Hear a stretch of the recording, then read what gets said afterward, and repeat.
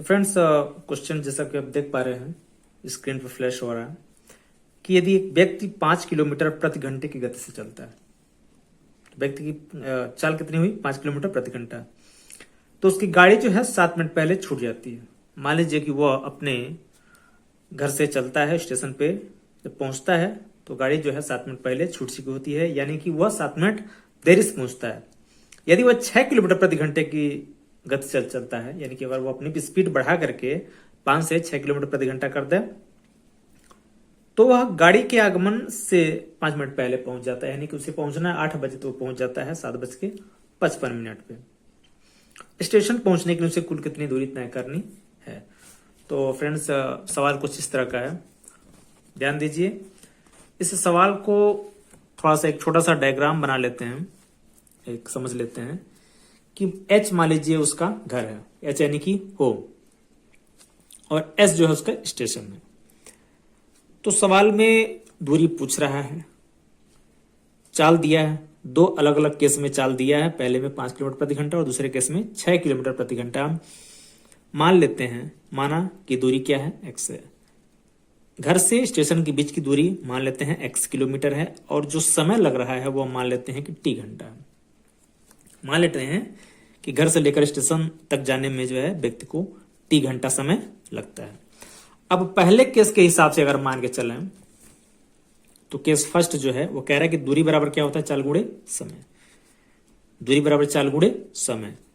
दूरी की वैल्यू क्या है, हमने x माना है। चाल पहले केस में क्या है, 5 किलोमीटर प्रति घंटा इंटू समय कितना है, देखिए समय मैंने मान लिया है t घंटा। घर से लेकर के स्टेशन तक पहुंचने में व्यक्ति को t घंटा समय लग रहा है, क्यों? लेकिन क्या है कि t घंटा में तो पहुंच तो जाना चाहिए, व्यक्ति को t घंटा पहुंच जाना चाहिए, लेकिन वह 7 मिनट देरी से पहुंच रहा है, तभी तो गाड़ी 7 मिनट पहले छूट जा रही है। तो जब गाड़ी 7 मिनट पहले छूट जा रही है, यानी कि वह 7 मिनट की देरी से पहुंच रहा है, तो जो समय लगेगा वो t प्लस 7/60 ही हो जाएगा। तो ये बन गया आपका समीकरण फर्स्ट, इसको मैंने समीकरण फर्स्ट मान लिया। अब देखिए इसी प्रकार केस 2 है, दूरी बराबर चाल गुणे समय। दूरी क्या है, वही है। केस 2 में दूरी क्या है, वही है, क्योंकि दूरी नहीं बदल रही है, बस चाल बदल रहा है और समय बदल रहा है उसके हिसाब से। तो दूरी बराबर क्या हो गया, चाल, यानी कि 6 किलोमीटर गुणे समय। अब समय जो है मैंने फिर कहा, अब की बार जो है उसे t घंटे पहुंच जाना चाहिए, लेकिन वो 5 मिनट पहले पहुंच जा रहा है गाड़ी के छूटने से पहले। तो यानी कि t माइनस 5/60। अच्छा, ये 7/60 और 5/60 क्यों किए? देखिए मैंने समय को माना है घंटे में, क्योंकि जो चाल दिया है हमारा किलोमीटर प्रति घंटा दिया है, तो इसलिए दूरी को मैंने किलोमीटर माना है और समय को मैंने घंटे में माना है। इसलिए मैं यहाँ पे 7/60 और 5/60 करके मैं मिनट को भी घंटे में कन्वर्ट कर ले रहा हूं, चेंज कर ले रहा हूं। अब देखिए दोनों में लॉजिकल पॉइंट और कनेक्टिंग पॉइंट क्या है। आप दोनों समीकरण को ध्यान से देखें तो दोनों समीकरण के जो बाएं वाले पक्ष हैं वो क्या है, आपस में बराबर। जाहिर सी बात है दोनों समीकरण के दाएं वाले पक्ष भी आपस में बराबर होंगे, तो समीकरण 1 और समीकरण 2 इस तरह से क्या हो गए, बराबर हुए। तो मैंने समीकरण इसको यहाँ पे उतार लिया है और इस समीकरण को यहाँ पे उतार लिया, इस पक्ष को यहाँ पे, इस पक्ष को यहाँ पे। अब मैंने इसको क्या किया, ब्रैकेट्स को खोल दिया, 5 गुणे t बराबर 5t धन 5 गुणे 7/60, यानी कि 5 7 35/60 बराबर 6t हो गया, माइनस 55 30/60। तो इस तरह से हो गया आपका।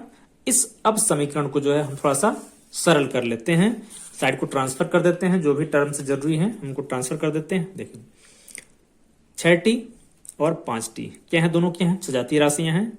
तो 6t को इधर लाए, 5t को इधर लाए। अब 6t उधर क्यों नहीं ले गए, क्योंकि 6t 5t से ज्यादा है, तो 6t उधर ले जाएंगे तो 6t घट जाएगा, आंसर तो तब भी आ जाएगा।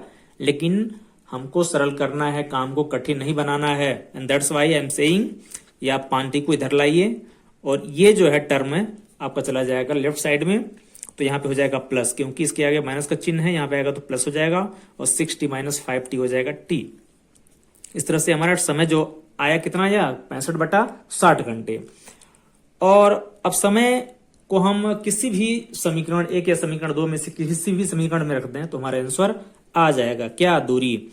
तो समीकरण 2 में मान के चलिए अभी टी का वैल्यू जो है 65/60 रखने पर, तो यहां पे जो है आपका मैं दिखा दूं कि समीकरण जो हमारा केस 2 है, समीकरण 2 x बराबर 6 गुणे टी माइनस 5/60, यहाँ पे जो है हम टी की जो वैल्यू है वह रखेंगे 65/60। तो रखने के बाद जो है हम कुछ इस तरह से हमको जो है समीकरण मिलेगा, इसको हम हल करेंगे।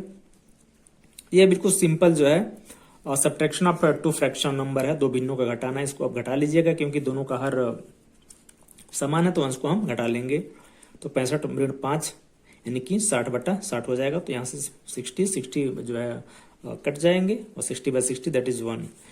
तो इस तरह से जो है x बराबर 6 गुणे 1 बराबर 6 किलोमीटर है हमारा आंसर आ गया। तो ये जो हमारा ये हमारा आंसर है x बराबर 6 किलोमीटर आ गया। तो इस तरह से जो है आपका आंसर जो होगा वो क्या होगा? क होगा। अब इसी को दूसरा तरीका देख लेते हैं। तरीका वही है, सिर्फ जो प्रेजेंटेशन का तरीका जो है वो अलग है।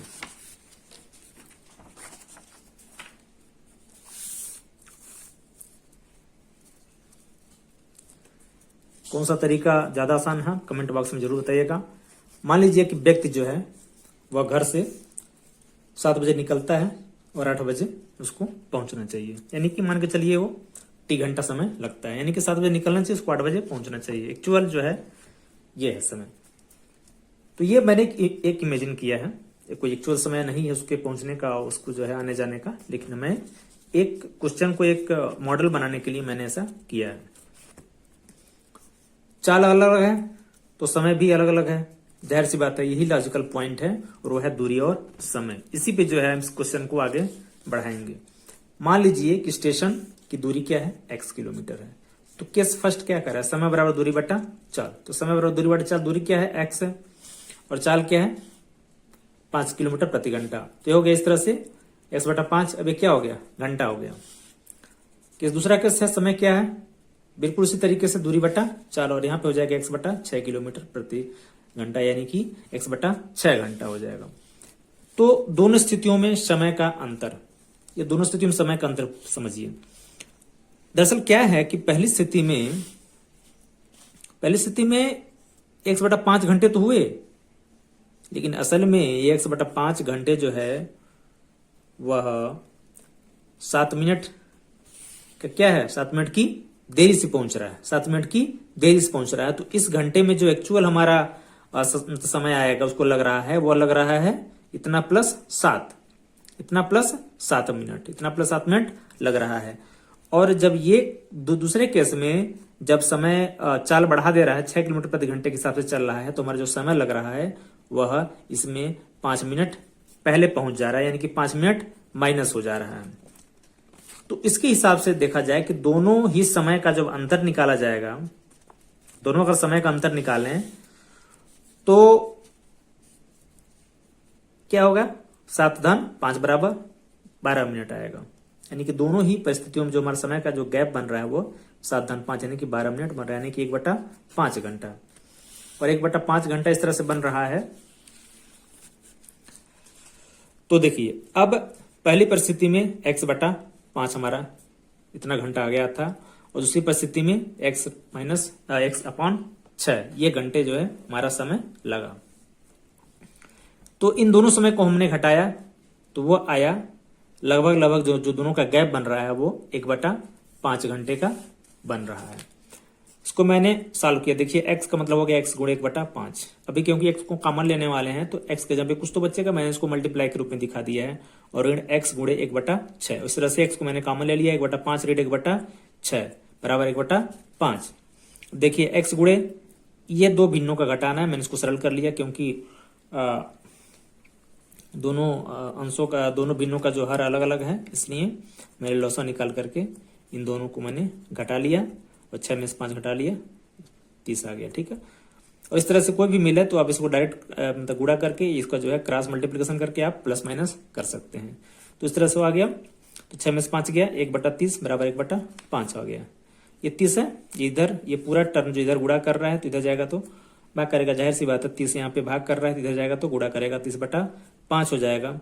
और एक किसी मल्टीप्लाई करेगा तो फिर वही संख्या हमको मिल जाएगी।